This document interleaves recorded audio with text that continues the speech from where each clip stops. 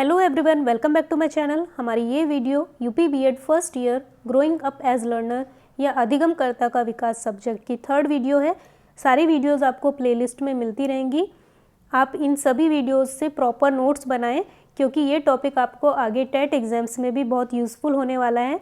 अगर आप अभी मेहनत कर लेते हैं तो आपको वहाँ पर ज़्यादा प्रॉब्लम नहीं होगी। चलिए स्टार्ट करते हैं। देखिए, हमने ये टॉपिक हम पढ़ रहे थे कि इंडिविजुअल डिफरेंसेस या वैयक्तिक भिन्नता क्या होती है। तो मैंने आपको बताया था कि हमारे अंदर कुछ क्वालिटीज़ होती हैं जो इन्नेट होती हैं, यानी कि पैदा होने के साथ जन्मजात जो क्वालिटीज़ हमारे अंदर आती हैं, और एक होती हैं एक्वायर्ड।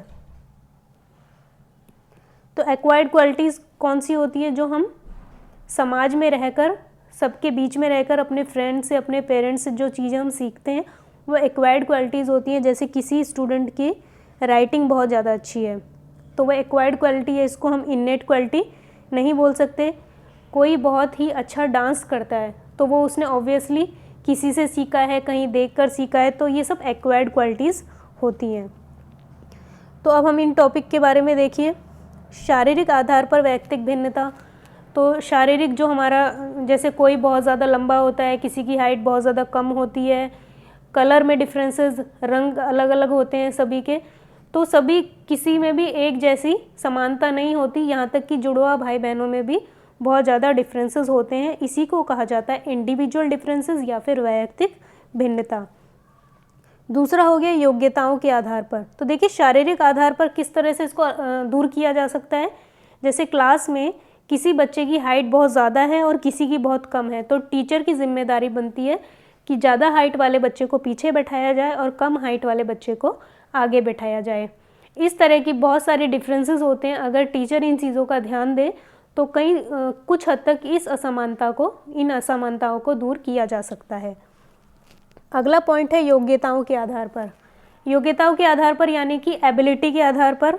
जैसे एक क्लास में ज़रूरी नहीं कि किसी बच्चे का मैथ सब्जेक्ट बहुत अच्छा है तो इसका हिंदी सब्जेक्ट भी बहुत अच्छा हो, या फिर जिसका हिंदी सब्जेक्ट बहुत अच्छा है तो उसका मैथ सब्जेक्ट भी बहुत अच्छा हो। तो ये टीचर की जिम्मेदारी बनती है कि जिस विषय में बच्चा कमज़ोर है उस पर ज़्यादा फोकस किया जाए ताकि इन असमानताओं को दूर किया जा सके। तीसरा है लिंग के आधार पर। तो गर्ल्स बॉयज़ में डिफरेंस माना जाता है। ये माना जाता है कि लड़कियां थोड़ी सी सॉफ्ट नेचर की होती हैं और बॉयज़ थोड़े से कठोर नेचर के होते हैं। तो हालांकि ये डिफरेंसेस प्रमाणित नहीं है। इस तरह से स्कूल्स में और काफ़ी जगहों पर अलग अलग तरह से बिहेव किया जाता है।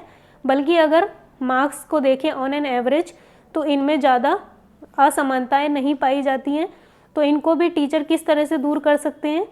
तो इन असमानताओं को दूर करने के लिए ऐसा भेदभाव अगर ना किया जाए तो ये असमानताएं दूर हो सकती हैं। समुदाय के आधार पर। तो देखिए, जिस समाज में आप रहते हैं, जिस कल्चर में आप रहते हैं, उससे भी बहुत ज़्यादा भिन्नता आपके अंदर आ जाती है, जिसको हम एक्वायर्ड क्वालिटी भी बोल सकते हैं। जैसे कि कोई बच्चा बहुत ही उच्च फैमिली से आता है, बिजनेसमैन, मान लीजिए किसी के फादर बिजनेसमैन है और एक बच्चा ऐसा है जिसके फादर मजदूर हैं, तो ऑब्वियसली सुविधाओं के अकॉर्डिंग उनमें कुछ ना कुछ डिफरेंस देखने को मिल सकता है। कुछ ना कुछ ये भी हो सकता है कि जो अच्छे घर से जो बच्चा आया उसको ज़्यादा सुविधाएं मिलने के वजह से वो पढ़ने में ज़्यादा होशियार है, और गरीब घर का जो बच्चा है उसमें थोड़ी सी वो पढ़ने में थोड़ा सा कमज़ोर है। तो इस तरह की असमानताएं आ जाती हैं। तो इनको भी टीचर को ध्यान रखना होता है। अगर आप अच्छे अध्यापक हैं तो आप कोशिश करेंगे कि आप दोनों के साथ सेम बिहेव करें, दोनों पर सेम फोकस करें, तो इन असमानताओं को दूर किया जा सकता है। व्यक्ति के आधार ये व्यक्तित्व होगा, यानी कि पर्सनैलिटी। तो देखिए, इसके अंदर ये वंशानुक्रम, वातावरण, परिपक्वता और जाति, देश, प्रजाति। तो वंशानुक्रम, हेरिडिटी, ये मैंने आपको बताया इन्नेट क्वालिटी होती है, जन्मजात। तो हेरिडिटी जैसे कि आपकी हाइट ज़्यादा होना, कम होना, आपका बॉडी स्ट्रक्चर, ये सब हेरिडिटी से ही आता है। तो इस तरह की डिफरेंसेस हेरिडिटी के थ्रू आते हैं। वातावरण, ये मैंने आपको बताया, जिस वातावरण में आप रहते हैं उससे भी आपके अंदर बहुत तरह की भिन्नताएं आ सकती हैं।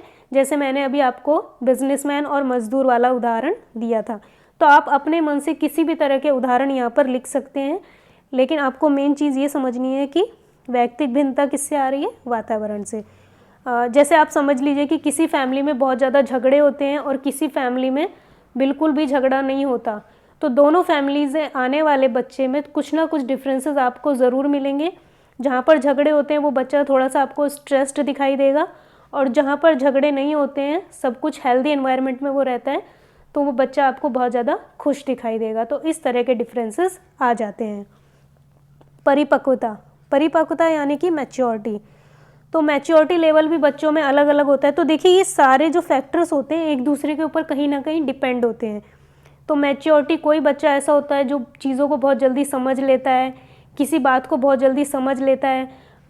किसी बात को, जैसे मैच्योरिटी ये होती है, कोई टीचर आपको अगर डांट रहे हैं किसी गलत काम पे, तो एक बच्चा तो ऐसा होता है जो उस चीज़ को बहुत पॉजिटिव वे में लेता है कि हमें हमारी भलाई के लिए डांटा जा रहा है, और एक बच्चा ऐसा होता है जो इस चीज़ को नेगेटिवली लेते हैं कि मतलब हमें टीचर ने डांटा है तो मतलब कुछ ना कुछ उनके अंदर नेगेटिव चीज़ें आ जाती हैं कि ये अच्छा नहीं किया, हमारे साथ भेदभाव हो रहा है, इस तरह की। तो ये मैच्योरिटी लेवल होता है। तो ये भी कहीं ना कहीं एनवायरनमेंट से किसी ना किसी तरह से आता है। जाति, देश, प्रजाति। तो देखिए, कल्चर, आपके कल्चर, आप जिस कास्ट में, जिस प्रजाति के हैं, तो ये भी कहीं ना कहीं वातावरण में आ जाता है। अब देश को ले लीजिए, आप मान लीजिए कि अमेरिका और हमारा कल्चर अलग है, तो कुछ ना कुछ हमारे मैच्योरिटी लेवल, हमारे किसी ना किसी चीज़ में कुछ ना कुछ डिफरेंसेस ज़रूर आएंगे। तो इन सबको इंडिविजुअल डिफरेंसेस कहा जाता है। तो ये टॉपिक तो ऐसे थे जो आपको आगे टेट के एग्ज़ाम्स में ज़रूरी आएंगे। ओके, अब हमको स्पेशली यहाँ पर एजुकेशनल साइकोलॉजी के बारे में पढ़ना है। तो देखिए, एजुकेशनल साइकोलॉजी के बारे में पढ़ रहे हैं तो ऑब्वियसली हम स्टूडेंट्स के बारे में ही पढ़ेंगे। तो स्टूडेंट्स में किस किस तरह की वैयक्तिक भिन्नता पाई जाती है, इसको आप इंग्लिश में इंडिविजुअल डिफरेंसेस कहेंगे। Individual differences. ओके, तो अवधारणा एवं प्रकार। तो कौन कौन से डिफरेंसेस पाए जाते हैं? तो देखिए, पहली जो भिन्नता है, विकलांग बालक और मंदबुद्धि बालक। तो कुछ बच्चे ऐसे होते हैं जो फिजिकली हैंडीकैप्ड होते हैं। तो ये जो फिजिकली हैंडीकैप्ड या मेंटली हैंडीकैप्ड होते हैं, तो इनमें 3 तरह के हैंडीकैप होते हैं।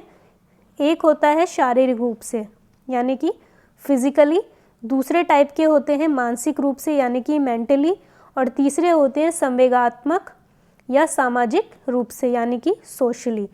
तो जो शारीरिक रूप से होते हैं तो उनमें कोई ना कोई शारीरिक दोष होता है, जैसे गूंगे होना,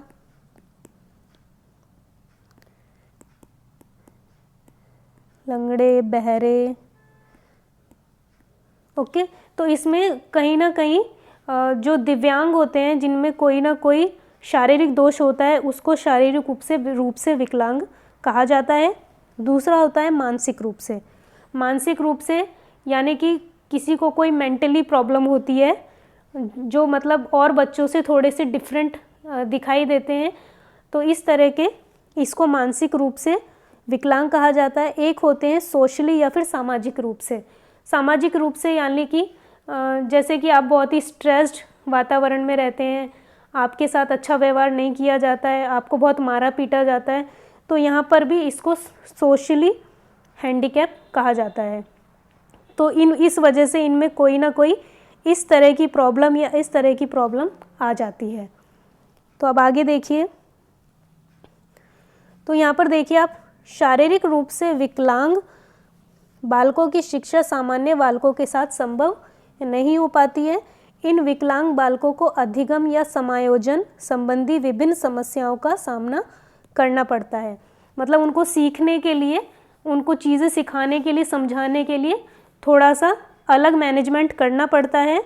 इन समस्याओं के परिणाम स्वरूप बालकों में हीन भावनाओं का विकास होता है, क्योंकि अगर ऐसे बच्चों को आप सामान्य बच्चों के साथ पढ़ाएंगे तो ऐसे बच्चों में हीन भावना आ जाती है कि हम इनसे कहीं ना कहीं कम हैं, तो जिसको इन्फीरियरिटी कैलरिक्स क्या कहा जाता है।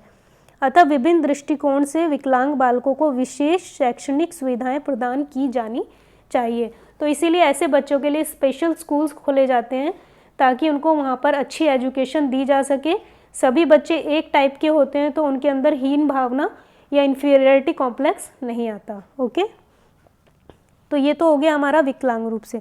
दूसरे होते हैं पिछड़े बालक। तो देखिए इसमें भी कहीं ना कहीं ये सब इंटरडिपेंडेंट फैक्टर्स हैं। तो पिछड़े बालक किस रीज़न से हो सकते हैं, जिसको इंग्लिश में बैकवर्ड चाइल्ड भी कहा जाता है, बैकवर्ड चाइल्ड।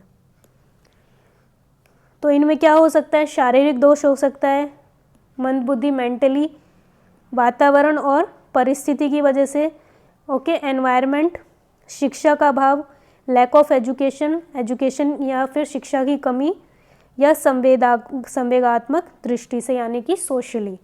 ओके, इस तरह की अगर आपके अंदर कोई ना कोई इस तरह के डिफरेंसेस हैं तो इनकी वजह से बच्चे पिछड़े बालक हो जाते हैं, पढ़ने में थोड़े से उनमें कुछ ना कुछ परेशानी होती है। तो इनकी विशेषताएं क्या होती हैं, तो देखिए क्या क्या विशेषताएं होती है। कहीं ना कोई शारीरिक दोष होता है, तो जिसके बारे में अभी आपने पढ़ा था। ऐसे बच्चे दूसरों पर ज़्यादा निर्भर होते हैं, मतलब उन्हें खुद चीज़ें जल्दी समझ में नहीं आती हमेशा, मतलब या फिर मेंटली वो वीक हैं, फिजिकली वीक है, तो हमेशा दूसरों पर वो अपने हर काम के लिए डिपेंड होते हैं। जिज्ञासा प्रवृत्ति ना होना, एक बच्चा ऐसा होगा कि आपको देखने में वो बिल्कुल सामान्य लगेगा, लेकिन उसके अंदर कुछ भी जानने की समझने की इच्छा नहीं होती, उसका बिल्कुल भी किसी तरह का ज्ञान अर्जन करने के लिए वो उत्साहित नहीं रहता। हीनता की भावना या असफलता का डर, कुछ बच्चे ऐसे होते हैं कि जिनके अंदर हीनता की भावना होती है कि हम इनसे कमज़ोर हैं, हमारे अंदर ये क्वालिटी नहीं है जो इनके अंदर क्वालिटी है, या फिर असफलता का डर। और कुछ बच्चे ऐसे होते हैं जो हमेशा ये डरते रहते हैं कि हम कहीं ना कहीं फेल ना हो जाएं, कहीं हम असफल ना हो जाएं। तो इस तरह के बच्चे भी पिछड़े बालक कहलाते हैं। सीमित तर्क शक्ति मतलब जो मेंटली वीक होते हैं, मैंने अभी बताया, तो जो इतने अच्छे से तर्क विचार चीज़ों पर नहीं कर पाते हैं। ध्यान केंद्रण शक्ति, अगर जैसे क्लास में पढ़ाया जा रहा है तो उस चीज़ पर ध्यान केंद्रित ना करके और कामों में लगे रहते हैं। उत्तरदायित्व ग्रहण करने की क्षमता सीमित इत्यादि। और कुछ बच्चे ऐसे होते हैं जो अपने ऊपर जिम्मेदारी लेकर कोई भी काम नहीं कर पाते। तो इस तरह की विशेषताएं होती हैं, ऐसी बहुत सारी विशेषताएं जिसकी वजह से ऐसे बच्चे पिछड़े बालक कहलाते हैं। तो देखिए इनमें बहुत सारी क्वालिटीज़ जो विकलांग बच्चे हैं उनकी भी आ गई हैं। तो इसी तरह से ये सारे फैक्टर्स इंटरडिपेंडेंट होते हैं, तो बच्चों में इस तरह की क्वालिटीज़ होती हैं तो उन्हें स्पेशल ट्रीटमेंट देना ज़रूरी होता है। तो ये तो हमने अभी 2 कैरेक्टरिस्टिक के बारे में पढ़ा। आगे हम प्रभावशाली बच्चे और इनके बारे में, बालक अपराधी, इन सब के बारे में पढ़ेंगे, तो आपको और चीज़ें समझ में आएगी। फिर हम इनकी रेमेडीज़ के बारे में पढ़ेंगे कि इन सब चीज़ों को कैसे दूर किया जा सकता है। तो अगर आपको वीडियो पसंद आई है तो मेरे चैनल को लाइक करें, शेयर करें, सब्सक्राइब करें। Thank you.